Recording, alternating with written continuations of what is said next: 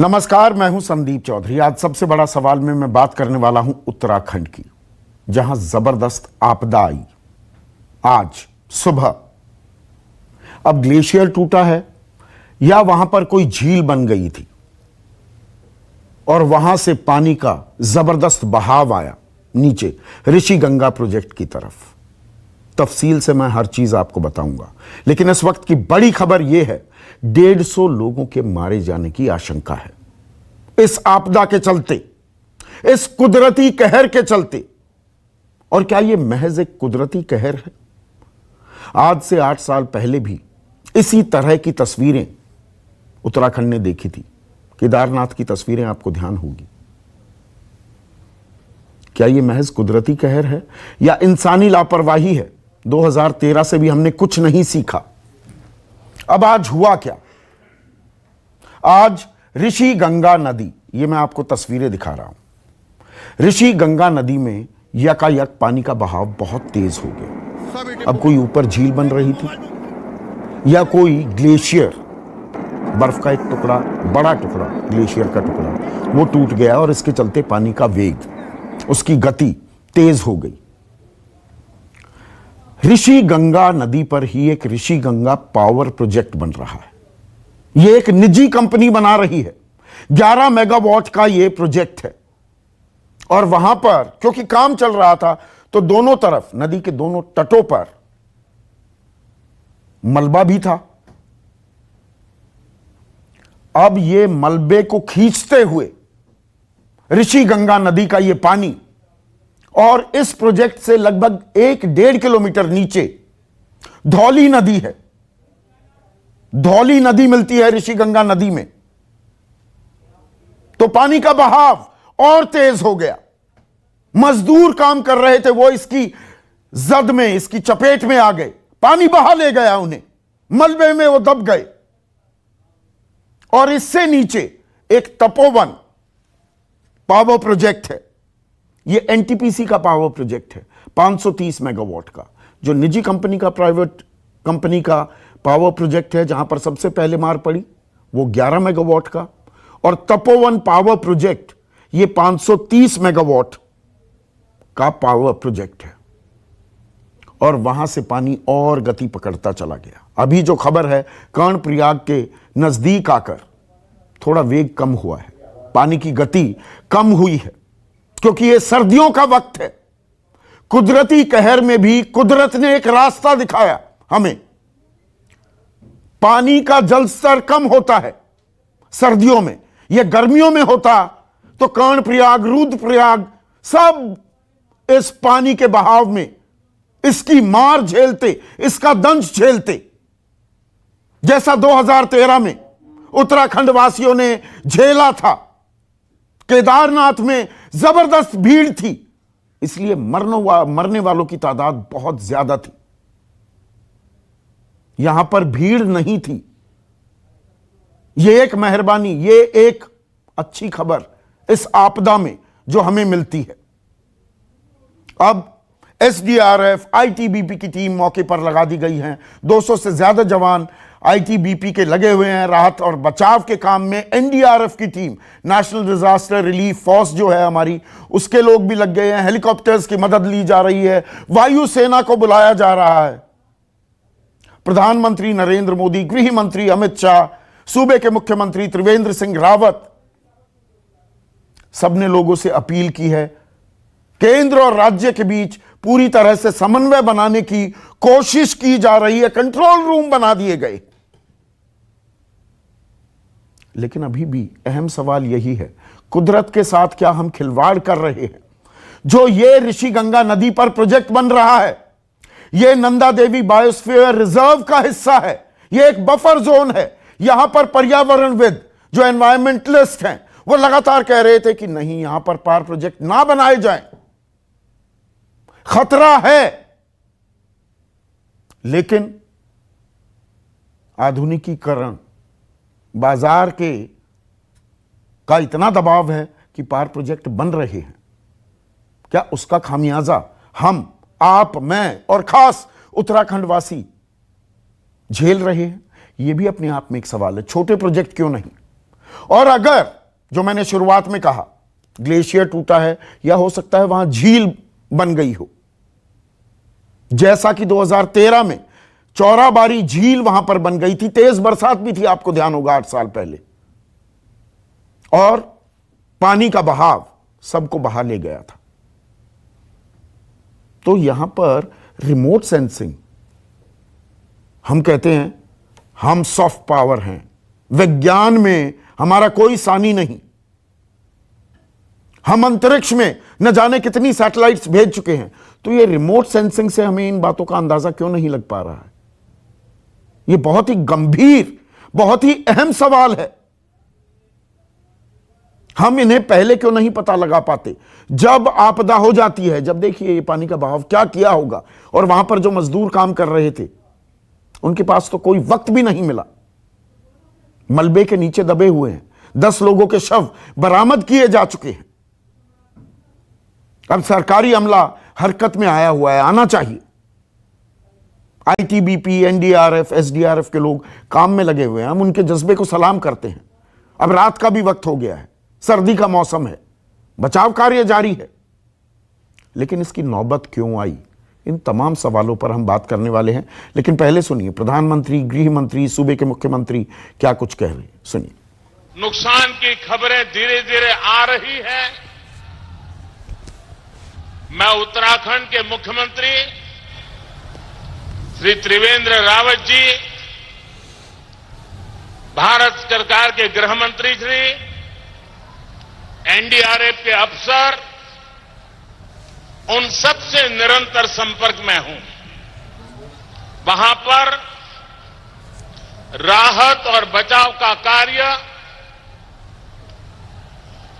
पुरजोश करने का प्रयास चल रहा है। नरेंद्र मोदी सरकार इस संकट की घड़ी में उत्तराखंड के साथ खड़ी है और हर संभव मदद देकर इस संकट से जल्दी उत्तराखंड बाहर आए और आम जनजीवन पहले की तरह शुरू हो जाए, इस दिशा में हमारे प्रयास है। मेरे साथी एमओएस नित्यानंद जी गृह विभाग के डिजास्टर मैनेजमेंट के कंट्रोल रूम में स्वयं बैठकर इस सारी चीजों को देख रहे हैं। हम अभी कारण तो विशेषज्ञ का विषय है, विशेषज्ञ बता पाएंगे कि उसका कारण क्या था, लेकिन अभी सरकार का पूरा ध्यान जो जिन लोगों को हम जीवन दे सकते हैं, जिनका जीवन बचा सकते हैं, सरकार का पूरा ध्यान उनकी ओर है। ऐसे में आज का सबसे बड़ा सवाल उत्तराखंड में कुदरती कहर या इंसानी लापरवाही, और 2013 की त्रासदी से हमने कुछ नहीं सीखा क्या? चर्चा में मेरे साथ वीरेंद्र बिष्ट, वरिष्ठ नेता हैं भाजपा के, दर्जा प्राप्त मंत्री भी हैं, सूर्यकांत दसमाना साहब उपाध्यक्ष हैं उत्तराखंड कांग्रेस के, 3 विशेषज्ञ हैं, और साथ में ग्राउंड रिपोर्ट भी कुछ मैं आपको दूंगा। मौके पर भी एक्सपर्ट्स मौजूद हैं। इस वक्त के सिद्धार्थ है मेरे साथ, जाने माने जियोलॉजिस्ट हैं, प्रोफेसर संतोष कुमार एक्सपर्ट हैं डिजास्टर मैनेजमेंट के, और डॉक्टर सत्येंद्र एग्जीक्यूटिव डायरेक्टर हैं, रहे हैं national institute of management India के। तो ऐसे में सबसे पहले वीरेंद्र बिष्ट साहब, अभी ताजा स्थिति क्या है? 150 लोगों के मरने की आशंका है, 10 शव बरामद हुए हैं, अभी कोई लेटेस्ट अपडेट है आपके पास? देखिए, अभी लेटेस्ट अपडेट यह है कि जोशीमठ के नीचे, पीपल कोटी से नीचे सामान्य स्थिति है। पानी का जो बहाव था वो बहाव बिल्कुल कम हो गया है और पूर्व की भांति अभी पानी का बहाव है। अभी 1-8 घंटे पहले तक वो बलवा बह रहा था, लेकिन उसकी भी जो गति थी, उसका जो करंट था, वो पूर्व की भांति था। इसलिए हम पीपल कोटी से ऋषिकेश तक, जो हरिद्वार तक हाई अलर्ट था, जो दिन में एक अफरा तफरी का माहौल बन गया था, जनता बड़ी आशंकित हो गई थी, तो अब एक शांति का माहौल है, लोग उस भय से बाहर निकल गए हैं। जैसे ही घटना की जानकारी मिली, 11-12 बजे के लगभग प्रदेश के यशस्वी मुख्यमंत्री वहां पहुंचे। उन्होंने वहां से जाकर सड़क मार्ग से जो तपोवन का जो क्षेत्र है, जो रेणी गांव है जहां पर ये घटना हुई है, रेणी गांव के ऊपर से ग्लेशियर टूट के आया और वो धौली नदी जो हमारी आ रही है। यहाँ दर्शकों को बता दूं उसने वीरेंद्र बिष्ट जी कि रैनी गांव का आप जिक्र कर रहे हैं, यहीं से ही चिपको आंदोलन की शुरुआत हुई थी। और जो हम पहाड़ों के साथ, पहाड़ों का, और पूरी जिम्मेदारी से मैं ये शब्द इस्तेमाल कर रहा हूं, जो बलात्कार कर रहे थे उसके खिलाफ जो आंदोलन चला था वो रैनी गांव से ही चला। मैं ये भी जानना चाहूंगा आपसे, अभी सरकार क्या कर रही है वो तो हम दिखा ही रहे हैं, लेकिन 150 लोगों के मलबे के नीचे दबे होने की, अभी 10 शव बरामद हुए हैं, उसके बारे में अभी, क्योंकि रात का वक्त भी हो गया है, तो राहत और बचाव काम में कितनी दिक्कतें आ रही हैं, और जो ये आंकड़े हैं 150 के करीब लोग शायद मर गए हैं, इसके बारे में कुछ और पुख्ता जानकारी हमें मिल पाई है क्या? देखिए, इसमें जो 125 लोग हैं, अभी उनका चिन्हीकरण किया जा रहा है कि जो उस समय वहां पर लोग थे, वैसे आज अवकाश भी था, लेकिन 125 लोगों की जानकारी अभी हमें पुख्ता रूप से मालूम चली है। दूसरा, जो हमारे ग्रामीण थे, जो भेड़ बकरी चराने वाले लोग थे, कुछ महिलाएं भी हैं, कुछ पुरुष भी है, अभी वो मिसिंग हैं। सरकार उनकी पूरी खोज कर रही है। जो 7 शव थे उनको निकाल दिया गया है। अभी हमारे 2 पुलिस के कर्मचारी भी अभी मिसिंग है, उनकी जानकारी हमारे पास नहीं मिल पा रही है। 125 अभी मिसिंग है, आप ये कह रहे हैं? जी, 125 लोग मिसिंग हैं। जी जी जी जी। अच्छा, आपने ये कहा, ये अच्छी खबर आपने बताई कि अब पानी का जो वेग है, बहाव है, वो नॉर्मल हो गया है, सामान्य हो गया है, अब इतनी घबराहट की जरूरत नहीं है। आपने जोशीमठ का भी जिक्र किया, पर जी। मैं 2013 का जो सवाल उठा रहा हूं वीरेंद्र बिष्ट, और आप लोगों ने तो वो दंश झेला है 2013 का। 2013 में जो चौराबाड़ी झील फटी थी, तेज बरसात भी थी, कितने लोग मरे थे। ये तो कुदरती कहर तो है ही, लेकिन भगवान का यह शुक्र रहा कि यह सर्दी का मौसम था, नदियों में पानी का बहाव उतना तेज नहीं होता, उतना पानी ही नहीं होता, तो एक बड़ी त्रासदी से हम बच गए हैं। यह त्रासदी है, 125 लोग अभी लापता हैं। बहुत बड़ी फिगर है ये अपने आप में, पर यह भयावह हो सकता था मंजर। गलत तो नहीं कह रहा मैं? बिल्कुल आप सही कह रहे हैं। भगवान बद्री केदार की कृपा रही है कि हम भयानक त्रासदी से अभी अपने को कुछ बाहर निकाल पाए हैं।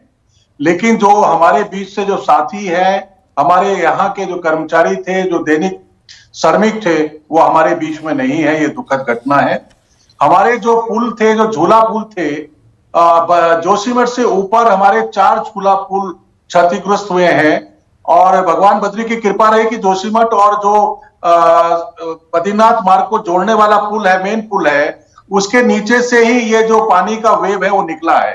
हमारा वो पुल जो मेन हाईवे है बद्रीनाथ जाने का, वो बाधित तो नहीं हुआ है, सिर्फ वो अभी मलबा वगैरह आया है, उसको हम साफ कर रहे हैं। और सबसे बड़ी बात थी कि जो दिन में हमने खाली कर दिए थे गांवों को, सड़क के किनारे जो बाजार थे, दुकानें थी, उनको अलर्ट कर दिया था, तो एक जो अफरा तफरी हो गई थी, अब लोगों में शांति है। अच्छा है, लोगों में शांति है। दिन में तो अफरा तफरी का माहौल था। जी। भगवान बद्री की कृपा का आपने जिक्र कर दिया, कुदरती कहर की बात तो मैंने कर दिया, अब इंसानी लापरवाही पर भी आ जाते हैं वीरेंद्र बिष्ट जी। ये जो ऋषि गंगा नदी पर निजी कंपनी का 11 मेगावाट का पावर प्रोजेक्ट है, ये नंदा देवी बायोस्फीयर रिजर्व के बफर जोन में आता है। पर्यावरणविद लगातार कह रहे हैं कि यहां पर ऐसे प्रोजेक्ट नहीं बनने चाहिए। गलत तो नहीं कह रहा मैं? फिर भी ये बन रहे हैं। बिल्कुल, आप बिल्कुल सही कह रहे हैं, बिल्कुल सही कह रहे हैं। और मैं इस समय फॉरेस्ट विभाग की जिम्मेदारी में भी हूं, और जो हमारी चिंता हमेशा रहती है कि इस तरीके की घटनाएं ना हो, जलविद्युत परियोजनाएं जो बन रही हैं, लेकिन सरकार की बाध्यता भी है, विकास के लिए आवश्यक भी है, सुप्रीम कोर्ट की गाइडलाइन भी रहती है, छोटे प्रोजेक्ट बनाइए। बाध्यता क्या है? बाध्यता है विकास करना है, तो इस तरह के कुदरती कहर कहकर बात को दबा दिया जाए। इंसानी लापरवाही भी कहीं ना कहीं इस खौफनाक मंजर के लिए जिम्मेदार है कि नहीं? देखिए, जब कंक्रीट के जंगल खड़े हो रहे हैं, मैं बहुत स्पष्टवादी व्यक्ति हूं, जब हम कंक्रीट के जंगल खड़े कर रहे हैं तो निश्चित रूप से ये संभावनाएं बनी रहती हैं। इन संभावनाओं से हम पीछे नहीं हट सकते हैं। जो सामने हो रहा है, दिख रहा है, आप भी देख रहे हैं। संभावनाएं नहीं, ये आशंकाएं रहती हैं। संभावना सकारात्मक शब्द है। मैं तो आपके माध्यम से, और माननीय मुख्यमंत्री जी ने भी एक अनुरोध किया है कि जो शुरुआत में धौली गंगा के सामने जो वेव आया था, जो उसने तबाही मचाई थी, उस वीडियो को ज्यादा दिखाया ना जाए। हमने सोशल मीडिया के लोगों से भी अनुरोध किया है उससे पूरे देश और विश्व में लोगों में सनसनी फैल गई है। नहीं, हम की बराबर सनसनी नहीं चिंता फैलाते हैं, हम सनसनी कतई नहीं फैलाते हैं वीरेंद्र बिष्ट जी। हम जो खबर है उसे बताते हैं और ना हम चीखते चिल्लाते हैं। और यहां पर आपसे ही इसीलिए शुरुआत की ताकि फैक्चुअल पोजीशन आए कि अब नदी के पानी की जो गति है वो नॉर्मल हो गई है, सामान्य स्तर पर आ गई है, कोई जल स्तर नहीं बढ़ा है। तो जोशीमठ वगैरह इलाके में ऋषिकेश की तरफ कोई ऐसी बड़ी दिक्कत नहीं है। लेकिन मैं स्वयं चमोली और नंदप्रयाग के बीच में हूं। जब से यह घटना हुई है तो मुख्यमंत्री जी ने मुझसे कहा था कि आप उस एरिया को रेकी करते रहिए। मैं इस समय भी आपसे बात कर रहा हूं, नंदप्रयाग से कर रहा हूं। ठीक है, जबकि लोगों में चिंता रहती है कि आप यहां क्यों नहीं, आप काम कर रहे हैं, पर ये काम करने की, एक मिनट, काम करने की सूर्यकांत धस्माना साहब नौबत क्यों आती है? ऐसी आपदा बार बार क्यों हो रही है? आपकी सरकार थी 2013 में, आपसे सवाल पूछे गए और सीधे और तीखे सवाल पूछे गए। आज की तारीख में कुदरती कहर कहकर क्या हम इस बात से पल्ला झाड़ लें? ये इंसानी लापरवाही नहीं है क्या? 2013 से हमने कुछ नहीं सीखा? अभी भी वहां पर पावर प्रोजेक्ट बनाए जा रहे हैं। वीरेंद्र बिष्ट कह रहे हैं नहीं बनने नहीं चाहिए, पर विकास भी है। सुप्रीम कोर्ट के भी डायरेक्टिव्स का इन्होंने हवाला दे दिया। छोटे प्रोजेक्ट बनाइए ना, वहां पर विकास के नाम पर आप कुदरत के साथ खेलेंगे तो गुस्सा भी झेलना पड़ेगा ना। संदीप जी, आज बहुत हमारे लिए बहुत चिंता का एक कारण जो घटना आज घटित हुई है, हमें 2013 का परिदृश्य याद आ गया, जो भयंकर त्रासदी, मैं समझता हूं सदी की सबसे बड़ी त्रासदी जिसको हम कह सकते हैं, जिसको केदारनाथ त्रासदी के नाम से भी जाना जाता है। लेकिन वो केवल केदारनाथ में नहीं थी, लगभग 35,000 वर्ग किलोमीटर क्षेत्र प्रभावित हुआ था 2013 की आपदा में। आज जब ये सुबह 9 और 10 बजे के बीच में घटना घटी और उसकी सूचनाएं जैसे आई, तत्काल वीडियो भी आ गई, तो देख करके दिल दहल गया। क्योंकि 2013 में मैं स्वयं उस पूरे क्षेत्र में गया था जहां ये आपदाएं आई थी। दिमाग में बहुत चिंता थी। ये आपने जो शुरू में इंट्रोडक्टरी जो आपने पूरा इस आज की जो डिबेट है उसमें जो आपने बताया, ये बात सच है कि ये मौसम ऐसा है जिसमें उत्तराखंड की नदियों में पानी का जलस्तर कम रहता सर्दियों में। अगर यही मौसम गर्मियों में होता या बारिश में होता तो तबाही बहुत भयंकर लेवल की होती। बिल्कुल, ये ईश्वर की कृपा है। और दूसरी बात ये कि दोपहर ये सुबह हुआ, जो हमारी 2013 की आपदा थी वो रात में हुई थी, और उसका जो परिणाम था वो सारा देश और दुनिया जानती। आपने जो बात कही उस बात से मैं पूरी तरह से सहमत हूं, और मैं शुरू से मेरा ये मानना रहा है, क्योंकि हमारा जो उत्तराखंड है ये हिमालय का मध्य भूभाग है, और ये शैशव काल में है। अगर आप तमाम जियोलॉजिस्ट से बात करेंगे, भूगर्भीय वैज्ञानिकों से बात करेंगे, तो ये भूभाग जो है अभी बनावट इसकी पूरी नहीं हुई, कई हजार वर्ष लगेंगे इसकी बनावट पूरी होने में। और क्योंकि इसकी बनावट पूरी नहीं हुई, तो इसमें जो भूगर्भीय हलचलें हैं, तमाम जो इसमें बनावट का जो इसका प्रक्रिया है, जो हिमालय के बनावट की प्रक्रिया है, उस प्रक्रिया में मैं समझता हूं कि चाहे भूस्खलन हो, चाहे भूकंप हो, हमने 90 के दशक में 1991 में और 1999 में 2 बड़े भूकंप देखे। बिल्कुल देखे। काशी का भूकंप हमने देखा, और हमने चमोली का भूकंप भी देखा 99 में। और इसके अलावा अगर आप छोटी मोटी घटनाएं देखें, हर वर्ष मोरी उत्तरकाशी से लेकर के और मालपा उस बॉर्डर तक एक पूरा स्ट्रेच है जहां तो यही तो बात है सूर्यकांत धस्माना साहब कि हम सबक नहीं सीख रहे हैं। 90 के दशक की बात की, 2013 की बात की, आज हम 2021 में हैं। मौके पर ही अतुल सती मौजूद हैं। अतुल सती साहब एक्सपर्ट भी हैं इस फील्ड के। अभी अतुल सती साहब आप कहां पर हैं और वहां पर हालात क्या हैं? अभी तो मैं लौट गया हूं वहां से जहां ये घटना हुई थी, जोशीमठ में हूं, और हालात तो बहुत खराब हैं। जिस तरह की घटना हुई है, 100 से ज्यादा लोगों के मरने की खबर है। और ये 2 प्रोजेक्ट यहाँ चल रहे थे। एक ऋषिगंगा पर, ऋषिगंगा पावर प्रोजेक्ट 11 मेगावाट का, ये पहले भी इस पे एक बार दुर्घटना हो चुकी थी। पुराना मालिक मलबे में ही दब गया था, पुराना मालिक मलबे में ही दब गया था। बिल्कुल बिल्कुल, 13 अगस्त को जो है ये उसके साथ घटना हुई 2013 में, और वो मलबे में ही दब गए और बंद हो गया। उसके बाद दोबारा ये शुरू हुआ, किसी और कंपनी ने इसको टेक ओवर किया, और आज जो है ये घटना में ये पूरी तरह तो जमीन दोज हो गया, तो कहीं दिखाई भी नहीं दे रहा है। और वो घटना तो हुई, लेकिन 40 से ज्यादा मजदूर वहां दब करके मर गए हैं। कुछ 5-6 स्थानीय लोग उसमें पूरे इस घटना में मरे हैं। उसके मैं यहाँ पर ये कह दूं अतुल सती साहब, ये आप आंखों देखी बता रहे हैं, औपचारिक सरकारी आंकड़ा हमारे पास नहीं आया है, तो अभी हम उसकी पुष्टि नहीं करेंगे। नहीं, आप मत पुष्टि कीजिए, मैं तो जो घटना देख करके आ रहा हूँ, वहाँ मजदूरों से जो बात हुई है उसके आधार पर कह रहा हूँ।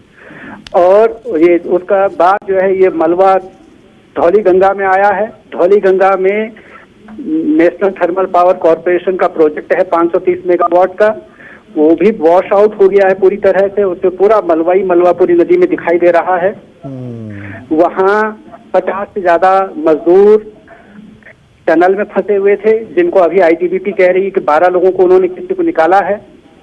उसके अलावा बाहर बहुत सारे मजदूर काम कर रहे थे, उनके लापता होने की खबरें हैं। हाँ, 125 की पुष्टि की है वीरेंद्र साहब ने, ये दर्जा प्राप्त मंत्री है। 150 से ज्यादा, हाँ, ये 125 कह रहे हैं। हाँ। बिल्कुल बिल्कुल, 150 से ज्यादा लोगों के मरने की खबर है। तो बड़ी घटना हुई है ये।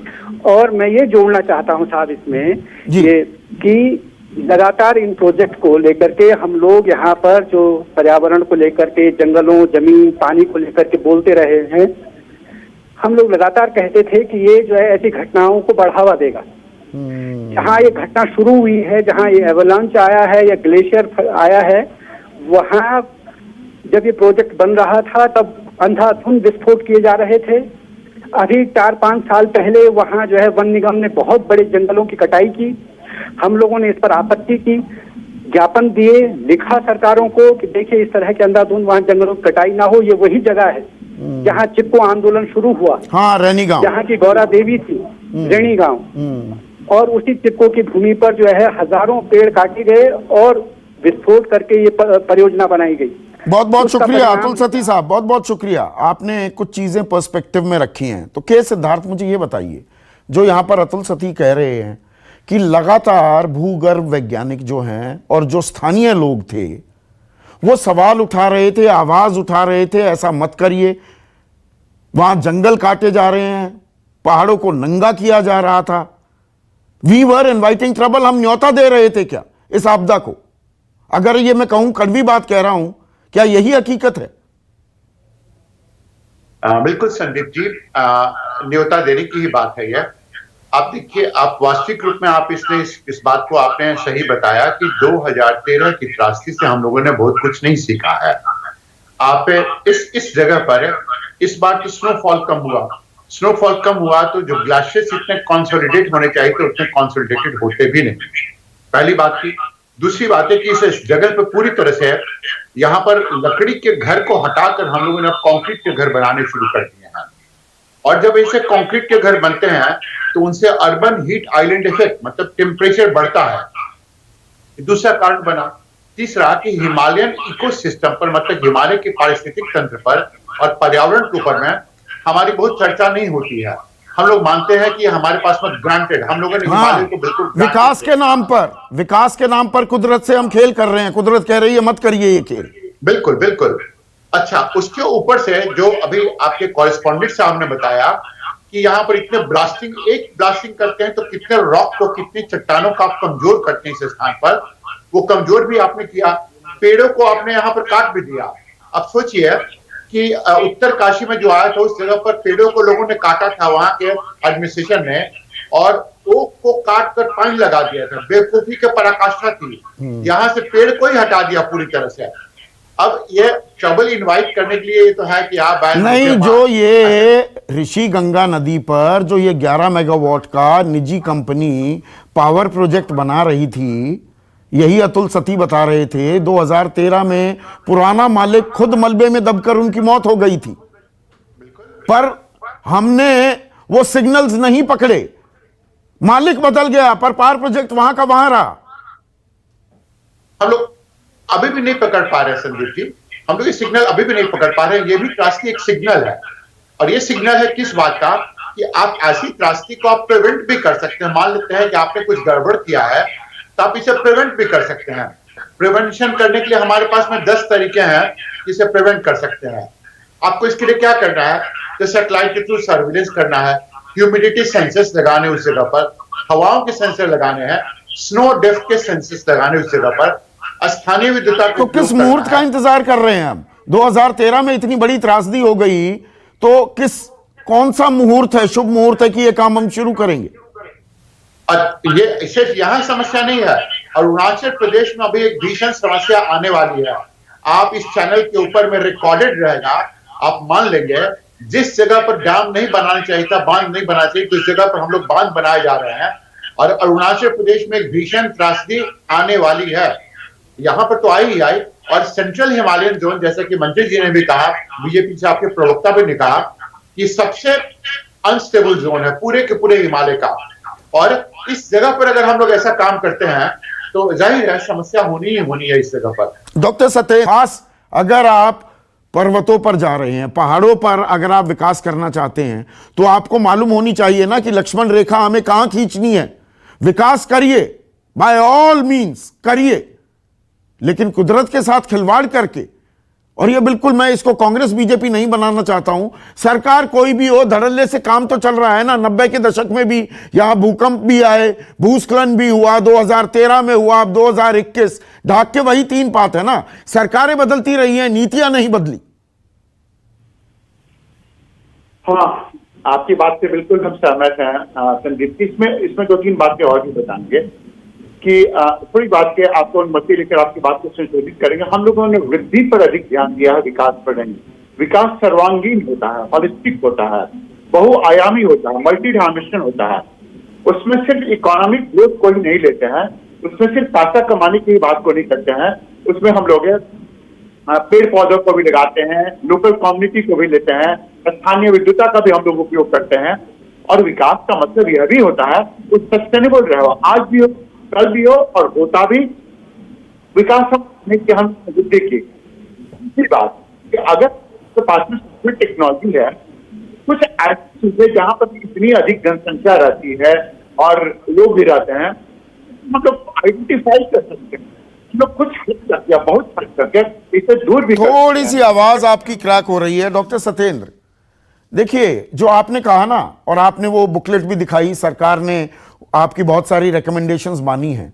हम आपदा के बाद क्या करें उस पर तवज्जो होनी चाहिए। हम तैयार रहने चाहिए कि भाई कोई त्रासदी हो गई, कुदरती कहर आ गया, लेकिन वो ना आए उस पर चर्चा करने का वक्त आ गया है क्या?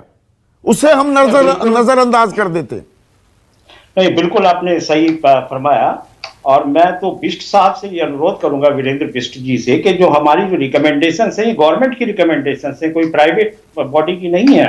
एक national institute of disaster management की रिकमेंडेशंस है। इस रिकमेंडेशंस को कृपया पूरी तरह से उसको पे मनन किया जाए, उस पे ध्यान दिया जाए और इस पे डिस्कशन किया जाए। नहीं डॉक्टर सतेंद्र, क्यों नहीं किया जाता? देखिए, आपने बहुत इंपॉर्टेंट बात कही है, national institute of disaster management. सरकार की संस्था ये बात कह रही है। सूर्यकांत धस्माना साहब ने कहा कि उत्तराखंड इकलौता राज्य है जहां पर डिजास्टर मैनेजमेंट मिनिस्ट्री है। तो भाई आपका कोई ये संगठन, ये यूएन का संगठन या कोई एमनेस्टी इंटरनेशनल है कि सरकार उसका संज्ञान नहीं लेती? पूरी रिपोर्ट का संज्ञान क्यों नहीं लिया जाता?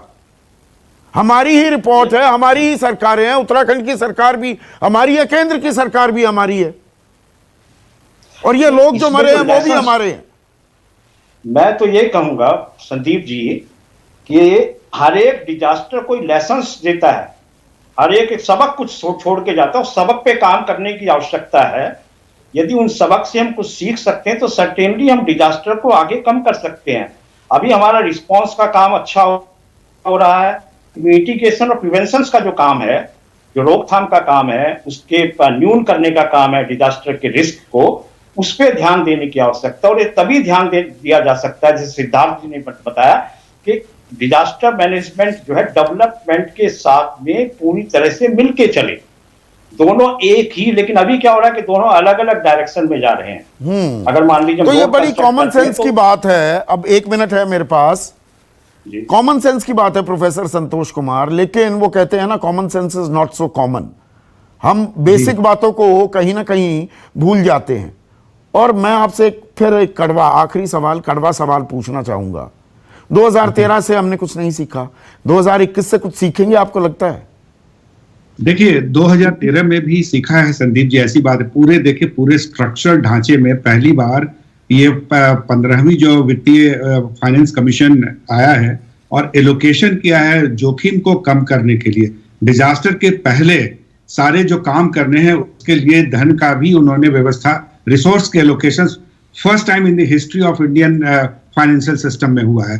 तो इसमें कई प्रावधान किए गए हैं जो जोखिम को, पूर्व की जोखिम को कम करने, स्ट्रक्चर में, इंफ्रास्ट्रक्चर में, और हर विभागों को ये जिम्मेदारी दी गई है कि अपने अपने विभागों के जो कार्य हो रहे हैं, इंफ्रास्ट्रक्चर डेवलपमेंट हो रहे हैं, उसको अकाउंट फॉर करें, और जहां भी इन्वेस्टमेंट हो रहा है उसको प्रोटेक्ट करें। इसका मतलब रिजिलियंट इंफ्रास्ट्रक्चर आप डेवलप करें, ना कि और इसी तरह से जो नेशनल प्लान हमारा बना है भारत सरकार का भी, उसमें हर विभागों को हर तरीके से उनको जिम्मेदारी दी गई है कि आपको ये अपने अपने जोखिम को कम करना है। तो ये साझा रूप से जब तक नहीं लगेंगे रिस्क को रिड्यूस करने, पहले ये बात होती थी कि हमारे पास धनराशि नहीं है, रिसोर्सेस नहीं है, लेकिन दोनों तरीके के मापदंड दिए गए कि एक तो धनराशि की उपलब्धता कराई गई है सारे स्टेट्स को, हर स्टेट को अलग अलग रूप से धनराशि दी गई है मिटिगेशन के लिए, और दूसरी जो बात कही गई कि हर विभाग को जो भी अपना काम कर रहा है उनको रिस्क अपने धनराशि से, अपने बजट तो में। मतलब अगर मैं ये कहूं कि कहने को कागजों में बहुत काम हो रहा है, लेकिन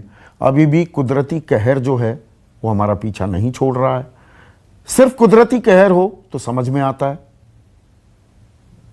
अब जलजला आ गया, भूकंप आ गया, हम कुछ नहीं कर सकते। लेकिन यहां पर जो हुआ है उत्तराखंड में, क्या हम इसे रोक सकते थे? क्या हम उसके लिए तैयार थे, या हम कुदरत के साथ खेल भी रहे हैं? ये इंसानी लापरवाही ज्यादा है, कुदरती कहर कम है क्या?